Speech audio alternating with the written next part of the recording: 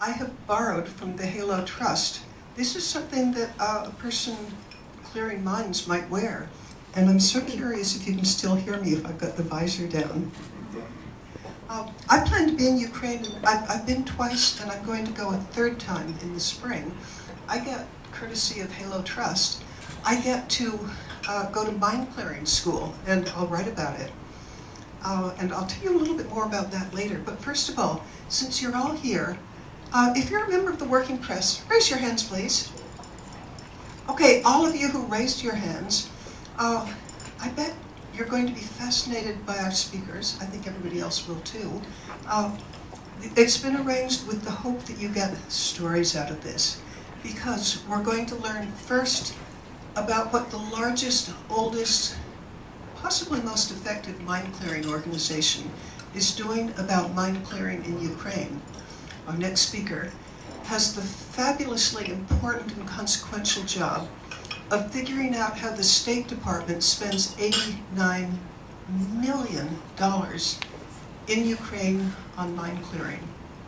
And finally, we're going to get to hear about Donor C. If you've looked at this at all, what Donor C is, this event here tonight, it's totally not about fundraising for any of you, but what's important is you're going to learn about a fabulous modern approach to crowdfunding.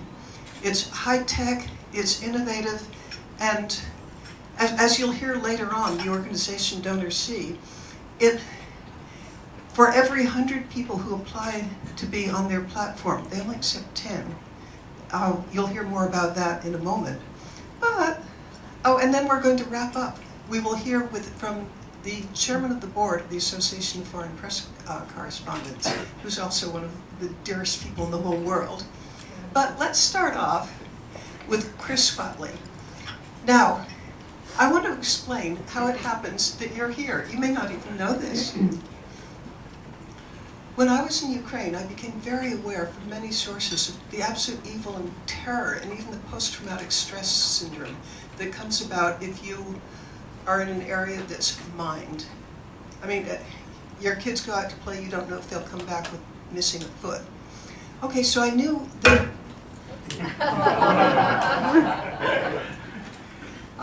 I knew that I wanted to do whatever I could to get involved in mine clearing. And the only thing that I knew how to do is to write about it and possibly crowdfunding. So, how do you pick which crowdfunding group to go to? Well, of course, Google. I went to Google.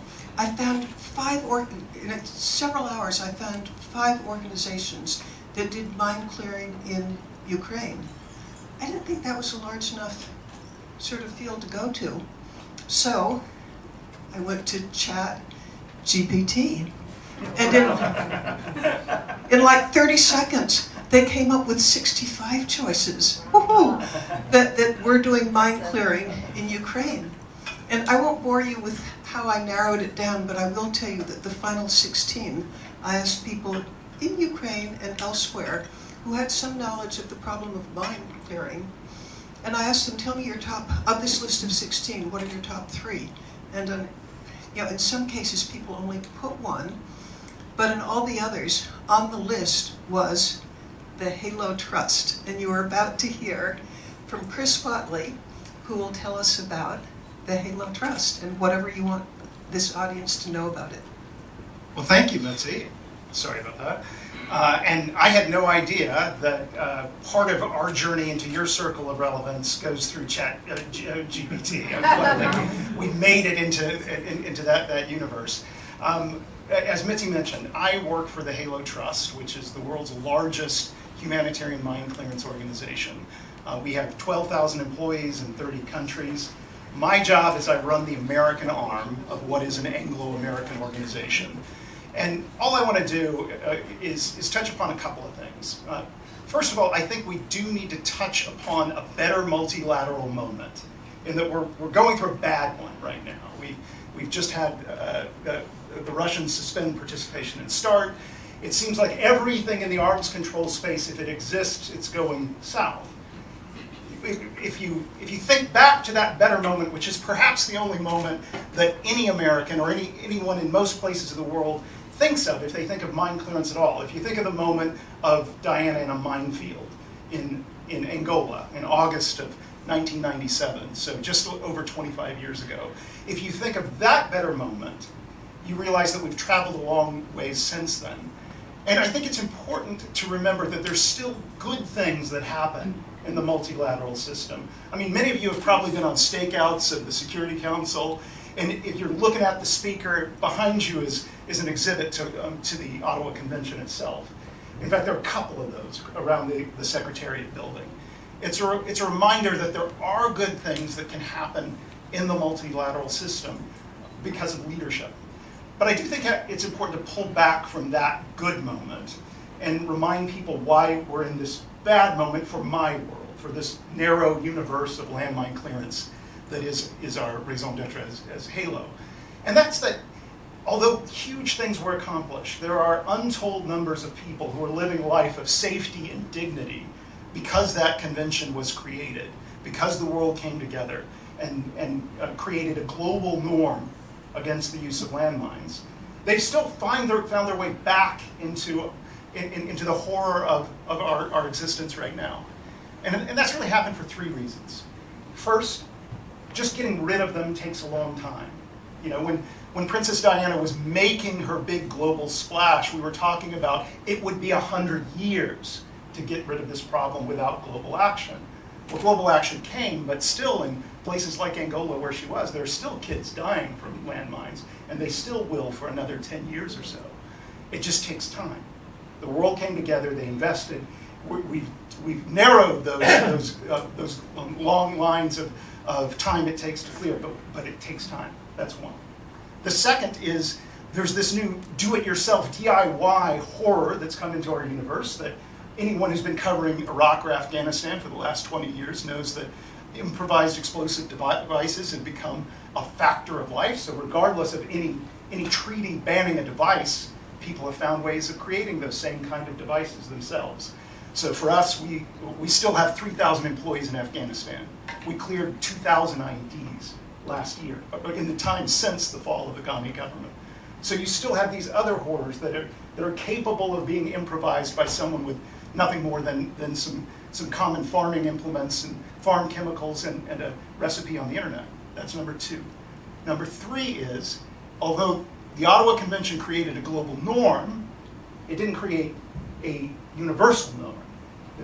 There are countries who continue to use them as a key part of their arsenal.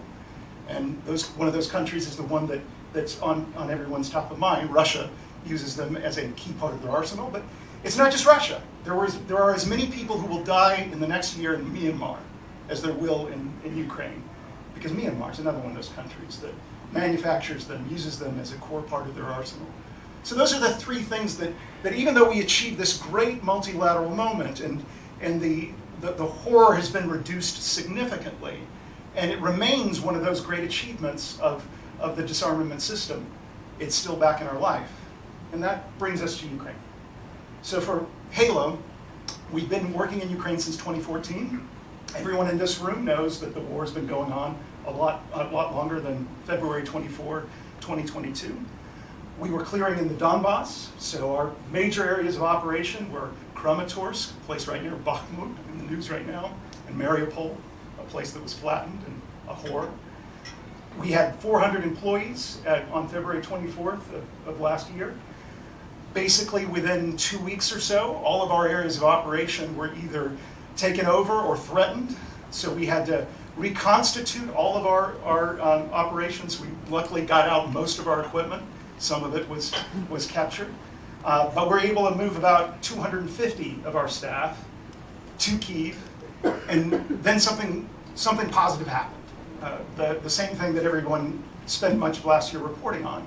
The Russians were stopped at the gates of Kyiv, and they were held there for a month. So basically, the battle lines around Kyiv are as close as Westchester County is to us now.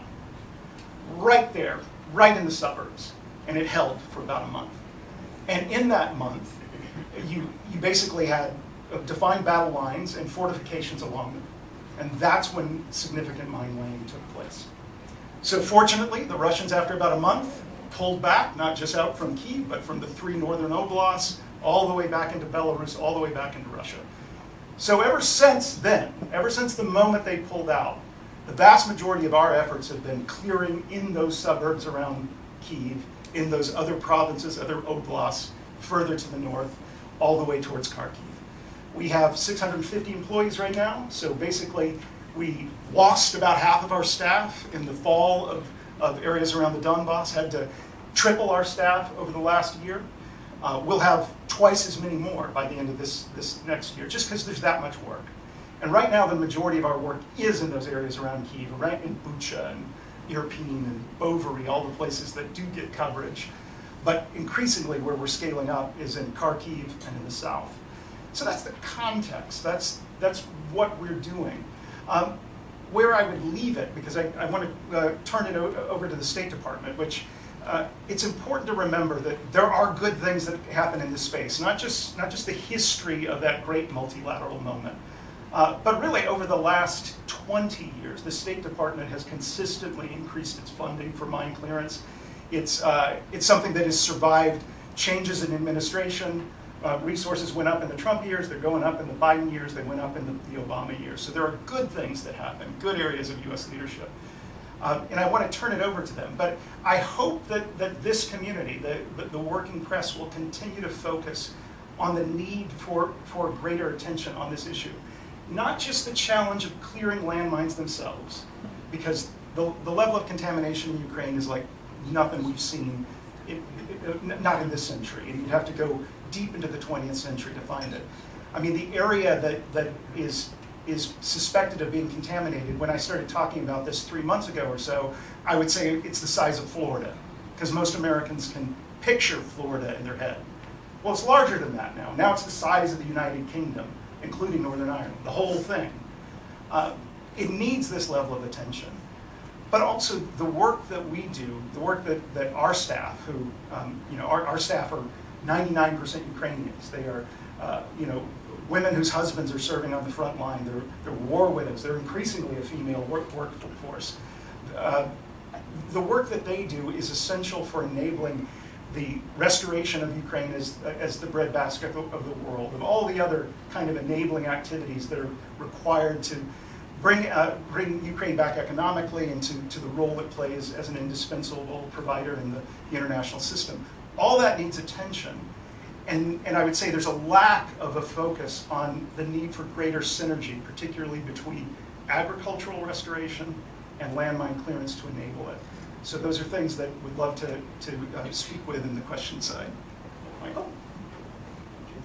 Okay, I just wanted to quick mention it's Chris, not Michael.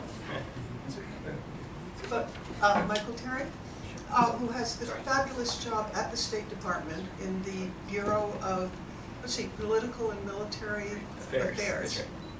And he is the one who is playing a major role in making sure that American taxpayers get their money's worth for $89 million worth of mine clearing efforts. Please share with our audience whatever you want them to know about it. Sure.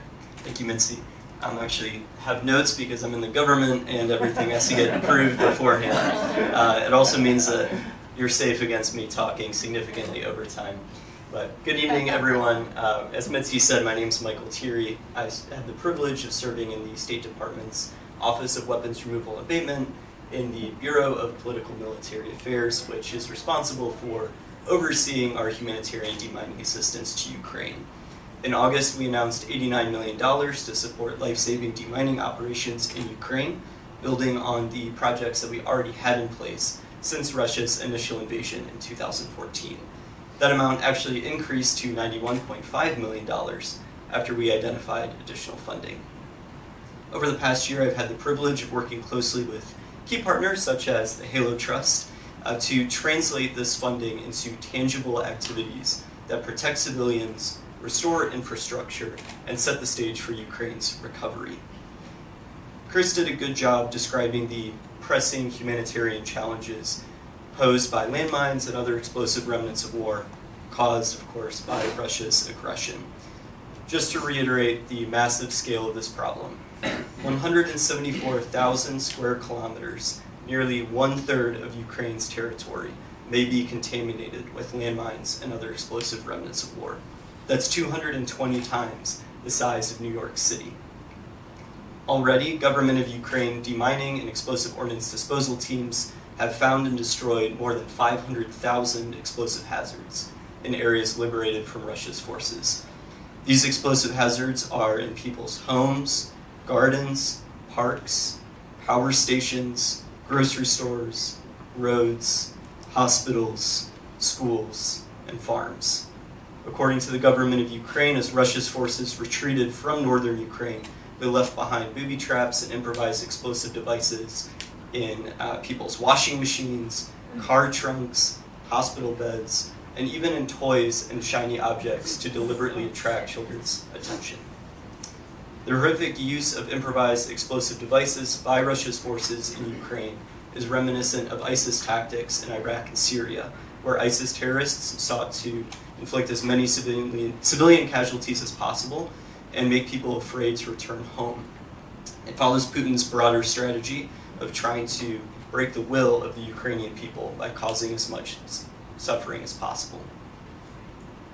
Demining assistance is a critical way to ensure that we counter this nefarious strategy and that Russia's invasion results in a strategic failure. And it's a smart taxpayer investment. It stabilizes the country immediately while also facilitating longer-term reconstruction and development efforts. Clearing mines right now helps Ukraine both win the war and win the future. Ukraine knows this. President Zelensky has repeatedly highlighted the importance of demining efforts, and Patron, the lovable bomb-sniffing dog for the State Emergency Service, has become an international icon. Ukraine's demining operators are working furiously to clear areas liberated from Russia's forces, and they've set their targets on doubling the number of demining teams this year. But even with that ambitious goal, they're racing against the clock. The number of critical infrastructure sites alone needing to be demined is already overwhelming, not to mention the 25,000 square kilometers of farmland that also needs to be demined. With the planting season quickly approaching, Ukrainian farmers are increasingly desperate to have their farms demined, increasing the risk that they take matters into their own hands. So this issue requires a multifaceted response that not only strengthens Ukraine's capacity to address this issue itself, but also immediately supplements that capacity to accelerate the pace of operations right now. The good news is that Ukraine has substantial demining and explosive ordnance disposal expertise, building on the incredible work that its teams have been doing since Russia's full-scale invasion in 2014. So it's not a new problem they're facing, it's just a matter of the scale of the problem. With this in mind, we've partnered with Tetra Tech, an American firm, to launch a train and equip project that strengthens the government of Ukraine's own capacity. Tetra Tech's expert instructors will train government of Ukraine demining and EOD teams to international standards, provide equipment, and also mentor trained personnel. The project also supports the deployment of additional clearance and risk education teams through a local NGO called the Ukrainian Deminers Association. So our project with Tetra Tech is designed to help fill gaps that exist, bring training to the next level, share international best practices, and supply much needed equipment. We're coordinating closely with Ukraine and other donors to standardize the training and the equipment that our Ukrainian partners receive, and to encourage experience sharing between the different Ukrainian operators. At the same time, we're surging the number of US-funded contractor and NGO demining teams to accelerate demining operations in areas identified as high priorities by Ukraine. Our implementing partners include Tetra Tech and the Ukrainian Deminers Association, the Danish Refugee Council, the Halo Trust, Swiss Foundation for Demining, and the Mines Advisory Group. We expect to deploy roughly 100 demining teams over the coming year.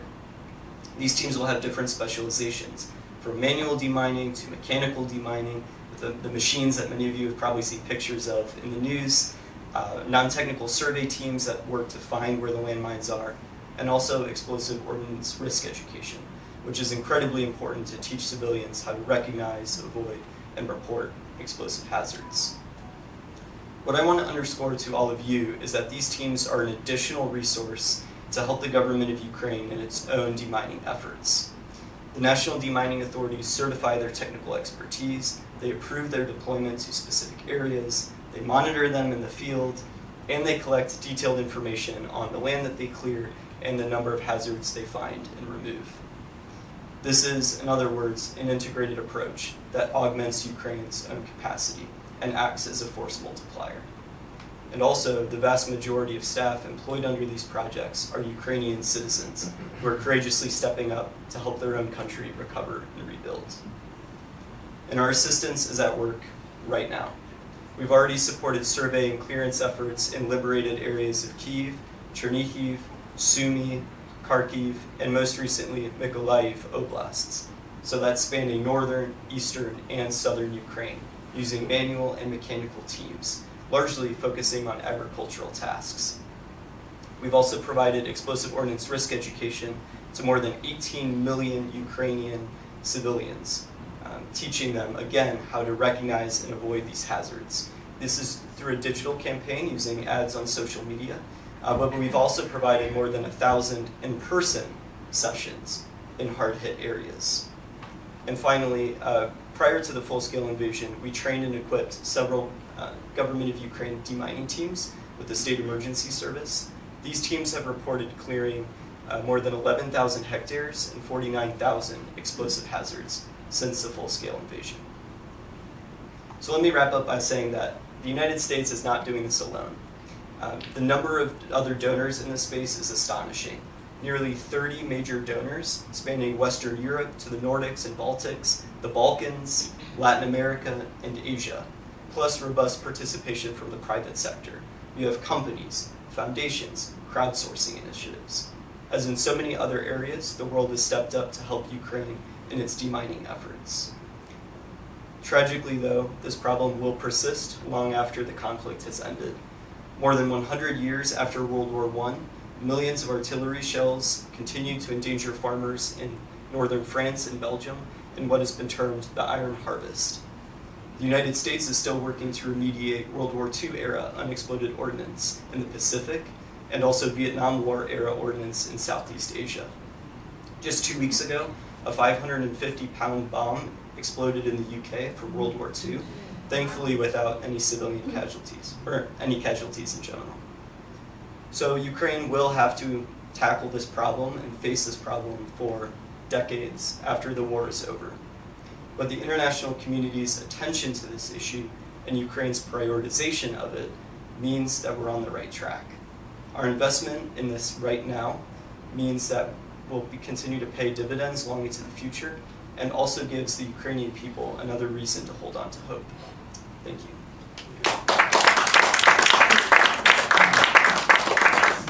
Thank you very much, Michael. Michael mentioned that the problem is probably going to persist for years and years and years. And I want you to picture something that's available on YouTube right now. In your mind, imagine one of those HIMARS vehicles, the thing that has like 50 rocket tubes in the back of it. What Russia's taken to doing recently is the missiles, the 50 missiles that can go from those tubes. You can stuff up to 75 landmines in each one. So 50 times 75, somebody do the math? Half of 7,500, 2,000? You're good. Okay, let me tell you what these trucks that the invaders are using. These rockets, you can be driving along in the truck, you pull to a stop, you aim it towards farmland that might be 3 to 10 miles away, that you've been clued in, what's the most precious farmland in the area, and you can fire off. Well, they usually come in pairs with one set of rockets, and then there's a follow-up truck that will reload. So actually, it's going to come to 7,500. They will shoot off 7,500 mines into a field, prime agricultural land, and you're a farmer. If you try to plant your crop, you're risking your life. You're certainly risking blowing up your tractor.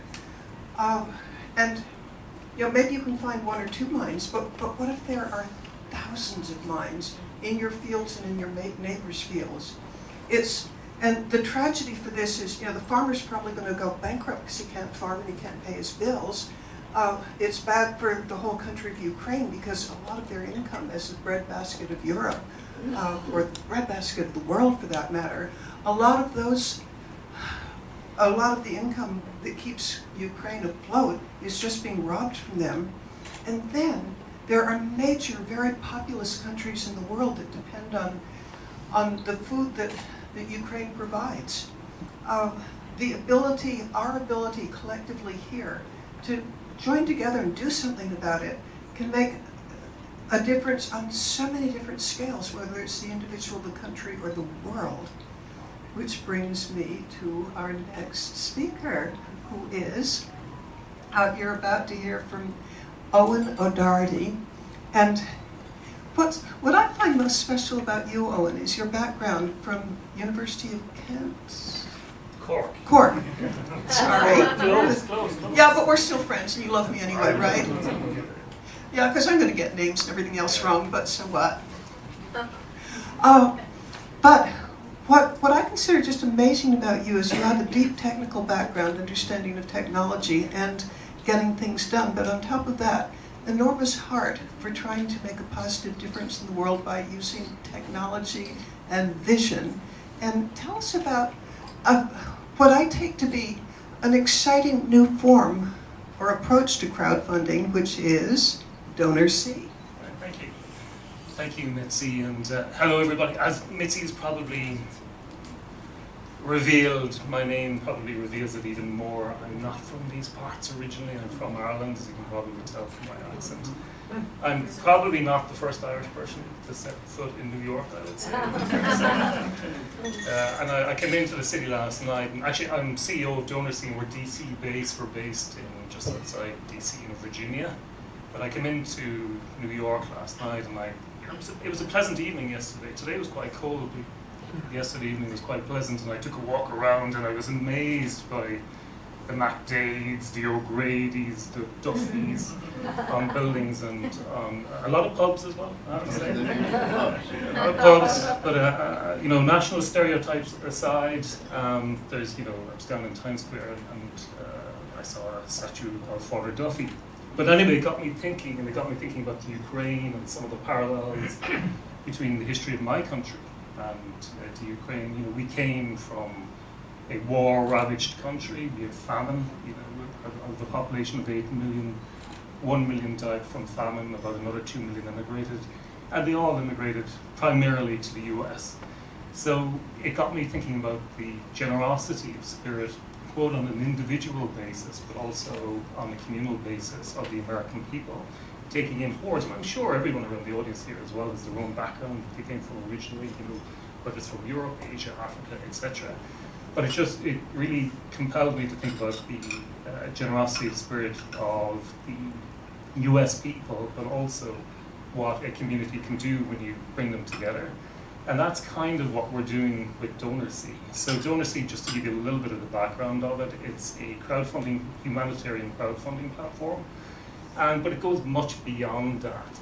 The premise of it is it brings in people from all around the world to support projects, whether they're in developing countries. It could be projects such as we're doing in the Ukraine, where it's designed to clear landmines, but it could also be projects around sustainability, building schools, building STEM high schools, all of those types of projects to create a better world for tomorrow. And the premise and the concept on which the platform is built is that somebody can come on and they can look at video-based stories of projects directly coming from non-profits on the ground, get inspired by those stories, and then give on the platform. And what happens, which is quite unique in what we do as well, we use a lot of different technology, web-based and mobile-based technology, to keep in touch with the community after they have supported the project, so they get video follow-ups. The first time I gave on the platform, which really inspired me to get involved, somebody sent me a video thanking me personally for, I wasn't looking for thanks, but it connected me to the good that I was doing in a way that was just very, very different to traditional charitable giving. It seems like an obvious concept, But when you connect somebody to the good they do and make them part of a community that's coming together to create change for everybody, they end up giving 3 times more than they normally would. They come back, they're along for the journey, and they build an awareness around the subject that they pass on to other people. And particularly when we look at the fantastic work Halo are doing, you know, the inspirational work that Mitzi in the State Department and everybody in the US is doing around this subject, and it's incredibly important that the awareness is spread in such a way where what is happening in Ukraine can't happen elsewhere. And what we've always striven to do as well is use that technology piece, use the video-based media, and use the power of modern technology to get the immediacy of the story to people on the ground. And I'm sure there's a lot of journalists in the room here. You know what Twitter has done to your, you know, both the good and bad, what can happen from social media and things like that. But we also, as a result of that, we can't deny what's happening in the world. People expect immediate information. There's a, you know, spreading of information that happens in real time. And what we've done is we've taken that premise and we've said, okay, we've partnered with nonprofits in about 38 countries. They come on, they post their stories, they post their information in immediate time. It goes straight to the individual within the community, which empowers them to come in and help even further.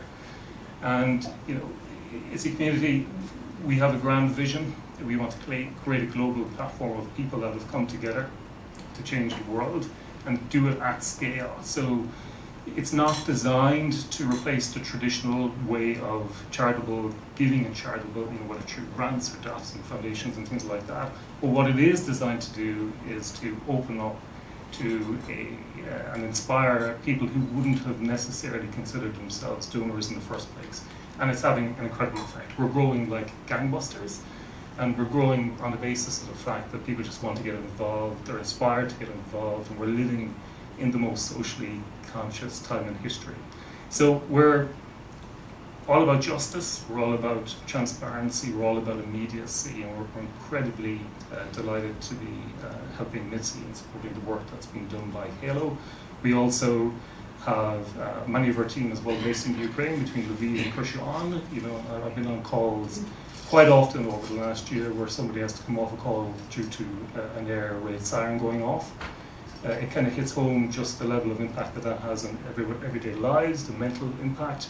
But I think when you hear stories of people planting explosives in toys and trinkets that are designed for the most innocent in society, it really just hits home just how critical the work that's being done to clear landmines. So hats off to Halo and hats off to the work and the support that the State Department are doing.